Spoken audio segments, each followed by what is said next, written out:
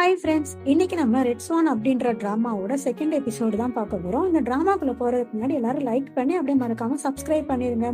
இப்போ இந்த டிராமாவோட ஸ்டார்டிங்கில் நம்ம ஹீரோவை பாடி கார்டாக சேர்ந்துட்டாங்கன்னு சொல்லிட்டு நம்ம ஹீரோயினிட்டையும் அவங்க ஹஸ்பண்ட்டையும் இன்ட்ரோ பண்ணுறாரு மிஸ்டர் பார்க். நம்ம ஹீரோயினையும் ஹீரோவும் லைட்டாக பார்த்துட்டு கொஞ்சம் அப்படியே ஸ்மைல் பண்ணுற மாதிரி நிற்கிறாங்க. அப்போ நம்ம மிஸ்டர் பார்க் சொல்கிறார், இவர் வந்து ஒரு போலீஸாக ஒர்க் பண்ணார், இப்போ ஜாப் இல்லாதனால இந்த பாடி கார்டாக வந்திருக்காரு அப்படின்னு சொல்லிட்டு, இவர் தான் நேற்று ஹீரோயினை காப்பாற்றினாரு, அதனால தான் நாங்கள் வந்து இவர் இங்கே சேர்த்துருக்கோம் அப்படின்னு சொல்கிறப்போ நம்ம ஹீரோயினோட ஹஸ்பண்டும் சரி ஓகே நீ நல்லா வேலை பார்ப்ப அப்படின்னு நம்ம ஹீரோ கொஞ்சம் தட்டி கொடுத்துட்டு அப்படியே கிளம்புறாங்க. அப்படியே ரெண்டு பேரும் கையை பிடிச்சிட்டு போகிறப்போ அந்த மீட்டிங்கும் ஆரம்பிக்குது. நம்ம ஹீரோயினி ஸ்டேஜில் போய் பேச போகிறாங்க. அப்போ நம்ம ஹீரோயினி சொல்றாங்க, நான் போட்டிருக்க அந்த நெக்லஸ் என்னோட ஹஸ்பண்ட் வாங்கி கொடுத்தது, நான் இந்த நெக்லஸை வந்து இந்த இதுக்காண்டி டொனேஷன் பண்றேன் அப்படின்னு சொல்றாங்க. எல்லாரும் கிளாப் பண்றாங்க. அப்படியே அங்க உள்ள ஒருத்தரும் இங்க இதுக்காண்டி 5 மில்லியன் டொனேட் பண்றாரு அப்படின்னு எல்லாரும் டொனேட் பண்றதை சொல்லி எல்லாரும் அப்படியே கிளாப் பண்ணிக்கிட்டு இருப்பாங்க. அப்படியே கட் பண்ணா இப்போதான் நம்ம ஹீரோயினியோட பிளாஷ்பேக்கை காட்டுறாங்க. நம்ம ஹீரோயின் சின்ன வயசுல இருந்து ரொம்ப கஷ்டப்படுற ஃபேமிலி, அவங்களுக்கு அப்பா இல்லை, அம்மாவும் அண்ணாவும் மட்டும்தான். நம்ம ஹீரோயினோட அம்மா தான் அந்த கோல்ஃப் பிளேயர்ல ஒர்க் பண்றாங்க, ஒரு ஒர்க்கரா. அப்போ நம்ம ஒரு பெரிய பணக்கார பொண்ணு வந்து அங்க கோல்ஃப் விளாண்டுக்கிட்டு இருக்காங்க. அப்போ நம்ம ஹீரோயினி பின்னாடி வாய்ஸ் ஓவர்ல சொல்றாங்க, இவங்க தான் என்னோட மாமியார், இவங்க இப்போ நல்லா தான் கோல்ஃப் விளாண்டாங்க, ஆனா பின்னாடி இருந்த எங்க அம்மாவை ஓய்வு அறியறாங்க, எதுக்குன்னு தானே பாக்குறீங்க, எங்க அம்மா அவங்கள மேடம்னு கூப்பிட்டுட்டாங்களாம், அவங்கள மேடம்னு கூப்பிடக்கூடாதான், வைஸ் சேர்மன் தான் கூப்பிடணுமா, அதனால அடிச்சிட்டாங்க. இதுவும் இங்க உட்காந்துருக்காருல, இவர் தான் என்னோட மாமனார், இவர் எப்பவுமே மாமியாருக்கு பயந்துட்டு எதுவுமே பேச மாட்டார், எல்லாத்துக்கும் அமைதியா இருப்பாரு. இதோ இங்க நிக்கிறாரு, இவர் தான் லாயர், இவர் தான் செக்ரட்டரி, ஆளினார், எல்லாமே என்னோட மாமியாருக்கு இவங்க தான். அதனால என்னோட அம்மாவுக்கு என்னை எப்படியாச்சும் ஒரு பெரிய கோல்ட் பிளேயர் ஆகணும்னு ஒரு ஆசை, அவங்களுக்கு அதுல இருந்த ஒரு ஏக்கமும் என்னோட கனவும் சேர்ந்து நானும் கோல்ட் பிளேயர் ஆகணும் ரொம்ப ஆசைவா தீவிரமா விளையாட ஆரம்பிச்சேன். என்னோட 15 வயசுல என்னோட படிப்பெல்லாம் நான் நிப்பாட்டிட்டு ஒரு கோல்ட் பிளேயர் ஆகணும்னு சொல்லிட்டு யூஎஸ்க்கு கிளம்ப ஆரம்பிச்சேன். என்னோட அம்மாவுக்கு நான் கோல்ட் பிளேயர் ஆகணும், அதுல இருந்து அவங்க நிறைய பணம் சம்பாதிக்கணும்னு மட்டும்தான் ஒரே ஆசை. நானும் யூஎஸ்க்கு போனேன். அங்க போய் நம்ம ஹீரோயினி 12 வருஷம் கழிச்சு இப்ப திருப்பி கொரியா போறாங்க. அவங்க இப்ப கொரியாவுக்கு வரும்போது ஒரு பெரிய கோல்ட் பிளேயரா வராங்க. அங்க போய் அவங்க கிட்டத்தட்ட ஒரு 20 மேட்ச் கிட்ட வின் பண்ணியிருக்காங்க. அது மட்டும் இல்லாம நம்ம ஹீரோயினோட அம்மா நம்ம ஹீரோயினோட கேமே வச்சு சூதாட்டம் ஆடி நிறைய பணத்துல நிறைய கடன் வாங்கியிருக்காங்க. நம்ம ஹீரோயினி தான் அந்த பணத்தை எல்லாத்தையும் அவங்க வின் பண்ண பணத்தை அப்படியே மொத்தமா கொடுத்து கொஞ்சம் ஃபீலிங்கோட ரிட்டர்ன் போறாங்க. இப்போ அப்படியே கட் பண்ணா பிரசன்ட்ல நம்ம ஹீரோயினி பேசிக்கிட்டு இருக்காங்க. நம்ம ஸ்டார்டிங்ல முகமது அலின்ற ஒருத்தர் 5 பில்லியன் கொடுக்கறதா சொல்லியிருந்தவர் இந்த இதெல்லாம் கேட்டுட்டு நான் 30 பில்லியனா தரேன் அப்படின்னு சொல்லிடுறாரு. அப்படியே எல்லாரும் கொஞ்சம் அந்த ஸ்பீச் எல்லாம் முடிச்சுட்டு இந்த சாப்பிட்றது ட்ரிங்க்ஸ் பண்றதுன்னு கொஞ்சம் பார்ட்டி என்ஜாய் பண்ணிக்கிட்டு இருக்காங்க. அப்போ அங்க உள்ள ஒரு பொண்ணு நம்ம ஹீரோயினோட ஃப்ரெண்டு தான். அவங்க நம்ம ஹீரோயினோட ஹஸ்பண்ட் அப்படியே கண்ணை காட்டுறாங்க. அவங்க சையை புரிஞ்சுக்கிட்ட அவங்க ஹஸ்பண்டும் நம்ம ஹீரோயினோட ஹஸ்பண்டும் அந்த பொண்ணு பின்னாடியே அப்படியே போறப்போ அங்க உள்ள ஒரு பாடியாட்ட நீங்க யாரும் ஃபாலோ பண்ண வேணாம் அப்படின்னு சொல்லிட்டு போறாங்க. போய் ஒரு ரூம்குள்ள ஒன்னா இருக்காங்க. அவங்க 2 பேரும் அஃபேர்ல இருக்காங்க போல. அப்போ அந்த பொண்ணோட பையன் நம்ம ஹீரோயினிட்ட வந்து எங்க அம்மாவை காணோம், எனக்கு தூக்கமா வருதுன்னு சொல்றான். நம்ம ஹீரோயினியும் அவங்களை தேடுறதுக்காண்டி போறாங்க. நம்ம ஹீரோயினி தனியா போறனால நம்ம ஹீரோவும் கூடயே போறாரு. அப்போ நம்ம ஹீரோயின் அந்த டோரை ஓபன் பண்ணி பார்த்தோன்னே இவங்க 2 பேரையும் பார்த்தோன்னே லைட்டா கொஞ்சம் ஷாக் ஆகுறாங்க. அப்ப அந்த பொண்ணு வேமா ஓடி வந்து நீ நினைக்கிற மாதிரிலாம் எதுவும் இல்லைன்னு சொல்றப்போ நம்ம ஹீரோயினியும் உன்னோட பையன் அங்க உன்னை தேடிட்டு இருக்கான், நீ கிளம்பு அப்படின்னு சொல்றப்போ அந்த பொண்ணு கொஞ்சம் ஷாக் ஆயிட்டு அப்போ இது உனக்கு முதலே தெரியுமா அப்படின்னு சொல்லி கேக்குறாங்க. அதுக்கு அவங்களும் முதல்ல இங்க இருந்து கிளம்பு, இங்க பத்திரிக்கைக்காரங்க வந்திருப்பாங்க அப்படின்னு சொல்லிட்டு கொஞ்சம் ஹார்ஷா திட்டினோன்னு அவங்களும் சரின்னு சொல்லிட்டு கிளம்பிடுறாங்க. அப்படியே நம்ம ஹீரோயின் எதுவுமே தெரியாத மாதிரி கொஞ்சம் ஹார்ஷா நடந்துக்கிட்டாலும் வெளியே வந்து கொஞ்சம் லைட்டா ஃபீல் பண்றாங்க. நம்ம ஹீரோ தான் கொஞ்சம் சைட்ல நிக்கிறாரு. அப்படியே பார்த்தா நம்ம ஹீரோயினோட ஹஸ்பண்ட் அப்படியே எதுவுமே நடக்காத மாதிரி கோட் ஷூட்லாம் திருப்பி மாட்டிக்கிட்டு நம்ம ஹீரோயினிட்ட வந்து கை நீட்டலாம். எதுக்குன்னா அங்க எல்லா ரிப்போர்ட்டர்ஸும் இருக்காங்க, இவங்க முன்னாடி எதுவும் பண்ண முடியாதுன்னு சொல்லிட்டு நம்ம ஹீரோயினும் எல்லா கஷ்டத்தையும் மனசுக்குள்ளேயே வச்சுக்கிட்டு அங்க மீடியா ஆட்கள்லாம் இருக்கனால அவங்க ஹஸ்பண்ட் கையை பிடிச்சி அப்படியே டான்ஸ் ஆடுறாங்க. அப்படியே கட் பண்ணா நம்ம ஹீரோயினியும் அந்த பொண்ணும் நம்ம மாமியாரை பார்க்க போறாங்க. அப்ப அந்த மாமியார் வந்து நீ முதல்ல வெளியே போ அப்படின்னு சொல்லிட்டு அந்த பொண்ணை பார்த்து சொல்றப்ப நான் உங்ககிட்ட கொஞ்சம் பேசணும் அப்படின்னு சொல்லி அவ சொல்றா. அதுக்கு நம்ம மாமியார் நீங்க இருந்து போ அப்படி சொல்லி கொஞ்சம் கத்துறாங்க.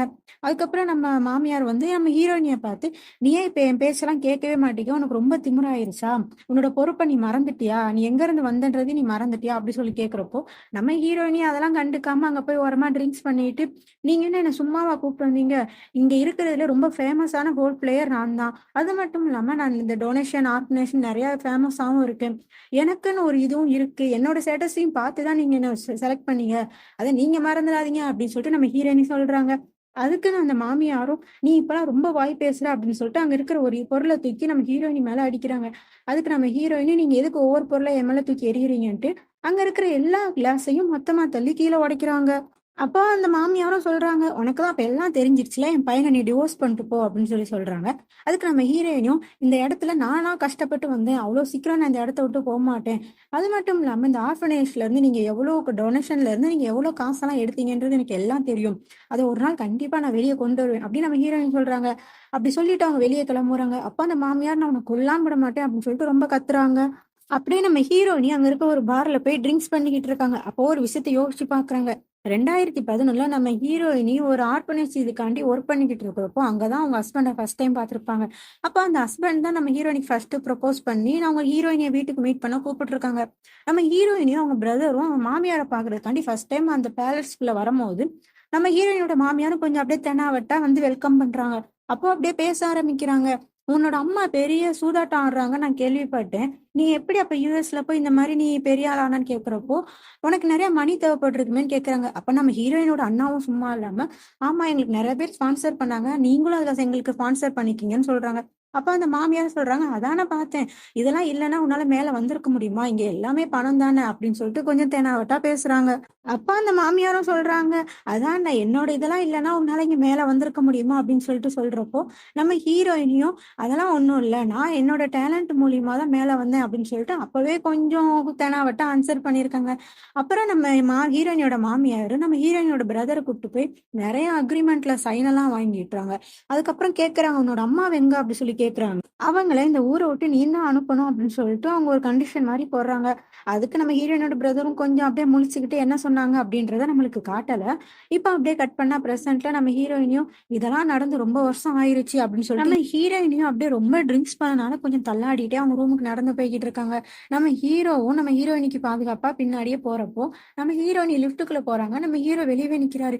அப்ப நம்ம ஹீரோயினி அந்த பட்டன அமுக்காம அப்படியே அந்த பட்டன் மேல கைய வச்சுக்கிட்டே இருக்காங்க. இத பார்த்துட்டு நம்ம ஹீரோவும் லிஃப்ட்டுக்குள்ள போயிட்டு அந்த கைய அப்படியே எடுத்து விடுறாரு. அப்படியே 2 பேரும் அங்க போய் இறங்குறாங்க. அதுக்கப்புறம் நம்ம ஹீரோயினி அவங்க ரூம் கீழ போனதுக்கப்புறம் கரெக்ட்டா அந்த ரூம் கிட்ட போயி, அவங்க கையில வச்சிருந்த பேக் எல்லாம் கீழ போட்டுர்றாங்க. அந்த ரூம் கீய கூட அவங்களால ஸ்டெடியா எடுக்க முடியல.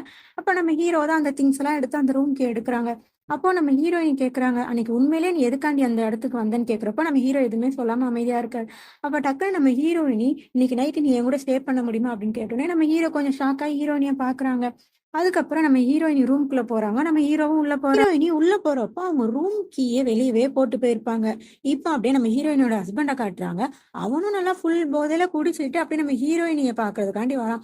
அப்போ அவங்க வந்து அந்த கதவ கொஞ்சம் வேகமா தட்டுறப்போ, நம்ம ஹீரோ தொறக்கலான்னு போறப்போ, நம்ம ஹீரோயினி கைய பிடிச்சு ஸ்டாப் பண்றாங்க. வேண்டாம் அப்படின்னு சொல்லி. அப்ப கீழ அந்த கீய கிடக்கிறத பார்த்து நம்ம ஹஸ்பண்ட் குனிஞ்சு எடுக்கலான்னு போறப்போ, மிஸ்டர் பார்க் அங்க வந்துடுறான். "சாரி சார், மேடம் ரொம்ப குடிச்சிருக்காங்க. அவங்க என்ன இதுல இருக்காங்கன்னு தெரியல. நான் இந்த கீய அவங்கட்ட குடுத்துர்றேன்" அப்படின்னு சொல்லிட்டு அத எடுத்து பாக்கெட்ல வைக்கிறான். நம்ம அந்த ஹீரோயினியோட ஹஸ்பண்டும் அவனும் ஃபுல் போதையில இருக்கனால அப்படியே பார்க்குறான். அப்படியே நம்ம ஹீரோயினி ஹஸ்பண்டும் சரி ஓகே அப்படின்னு சொல்லிட்டு அவன் கிளம்பி போயிடுறான். இப்ப அப்படியே ரூம்க்குள்ள நல்லா இடியெல்லாம் இடிக்குது. அவங்க ரூம்குள்ள இருக்காங்க. அப்படியே கட் பண்ணி இப்ப அடுத்த நாள் காட்டுறாங்க. நேத்து நைட் என்ன நடந்துச்சு அப்படின்றதெல்லாம் நம்மளுக்கு காட்டல. அப்போ நம்ம ஹீரோயினோட ஹஸ்பண்ட் நம்ம ஹீரோயின்ட்ட சொல்லாமயே கிளம்பி போயிடுறான். நம்ம ஹீரோயினும் கிளம்பி வராங்க. அப்ப ஹீரோவ பார்க்குறப்போ எதுவுமே தெரியாத மாரி 2 பேரும் பார்த்துக்கிறாங்க. அப்படியே போறாங்க. இப்பதான் நம்ம ஹீரோ ஃபர்ஸ்ட் டைம் நம்ம ஹீரோயினி வீட்டுக்குள்ள உள்ள வரான். அப்போ மிஸ்டர் பார்க் தான் நம்ம ஹீரோவ அங்கக்குள்ள ஒரு இந்த ரூம் வேலை பார்க்குறவங்கலாம் தங்குற மாரி இருக்க ஒரு இடத்துக்கு கூட்டிட்டு போறாங்க. அதுவே ரொம்ப பெருசா இருக்கு. நம்ம ஹீரோவும் அத பார்த்துக்கிட்டு இருக்காங்க. அப்ப மிஸ்டர் பார்க் சொல்றாரு, "வேலை பார்க்குறவங்களுக்குலாம் இங்க தான் எல்லாரும் ரூம் குடுத்துருக்கோம்" அப்படின்னு சொல்லி சொல்றாங்க. அப்ப நம்ம ஹீரோவும் நம்ம ஃப்ரெண்ட் இறந்தத பத்தி மிஸ்டர் பார்க் கிட்ட கேட்கலாமா அப்படின்னு சொல்லி யோசிக்கிறாரு. அதுக்கப்புறம் சரி வேண்டாம். ஏன்னா இவருக்கும் இந்த கொலையில சம்மந்தம் இருந்தாலும் இருக்கலாம் அப்படின்னு சொல்லிட்டு கேட்காம விட்டுர்றாரு. அப்பதான் நம்மளுக்கு ஒரு புது கேரக்டர இன்ட்ரோ பண்றாங்க. லீ அப்படின்னு சொல்லிட்டு. அந்த லேடி தான் அங்க அந்த ஹவுஸுக்கே கொஞ்சம் ஒரு பெரிய போஸ்டிங்ல இருக்கிற ஒர்க்கர் மாதிரி. அவங்க நம்ம ஹீரோட்ட வந்து ஹீரோயினி உங்கள பார்க்கணும்னு சொல்றாங்க அப்படின்னு சொல்லி சொல்றாங்க. இப்போ அந்த ஹீரோயினிய காட்டுறாங்க. அந்த ஹீரோயினி அப்ப ஒரு விஷயத்த யோசிச்சு பார்க்குறாங்க. அவங்க மாமனார் வந்து சொல்லியிருப்பாரு நம்ம ஹீரோயினிட்ட, "நீ எக்காரணத்துக்கு கொண்டும் இந்த வீட்ட விட்டு போயிறக்கூடாதும்மா. நான் உன்ன மட்டும் தான் நம்பி இருக்கேன்னு உனக்கே தெரியும்." அப்படின்னு சொல்லிட்டு ஏதோ ஒரு ஃபிளாஷ்பேக் மாரி காட்டுறாங்க. அதுக்கப்புறம் நம்ம ஹீரோவ காட்டுறாங்க. நம்ம ஹீரோ அப்ப அவரோட ஃப்ரெண்டோட ஃபோட்டோவ எடுத்துட்டு போறப்போ, அந்த ஃபோட்டோ கீழ விழுந்துருது. அந்த ஃபோட்டோ அவருக்கு எப்படி கிடைச்சிருக்கும்னா, அவங்க ஃப்ரெண்டோட ரூம்ல இருந்து அவருக்கு கிடைச்சிருக்கும். அந்த ஃபோட்டோ கீழ விழுந்தப்போ, அதுக்கு பின்னாடி ஒரு பென் டிரைவ் இருக்கும். நம்ம ஹீரோவும் இது என்ன பென் டிரைவ்ன்னு சொல்லிட்டு லேப்டாப்ல கனெக்ட் பண்ணி பார்க்குறப்போ, அதுல நம்ம ஹீரோயினியோட மாமனார பத்தி ஏதோ இருக்கும். நம்ம ஹீரோயினியோட மாமனார பத்தி இருக்கு. நம்ம ஃப்ரெண்ட் இத பத்திரமா வச்சிருக்கானா, அப்ப இதுல ஏதோ ஒண்ணு இருக்கு அப்படின்னு சொல்லிட்டு நம்ம ஹீரோ யோசிக்கிறாரு. ஸோ இதோட இந்த வீடியோ முடியுது. நம்ம நெக்ஸ்ட் எபிசோட்ல பார்க்கலாம். இந்த வீடியோ உங்களுக்கு பிடிச்சிருந்தா லைக் பண்ணுங்க. மறக்காம சப்ஸ்கிரைப் பண்ணுங்க. Thank you.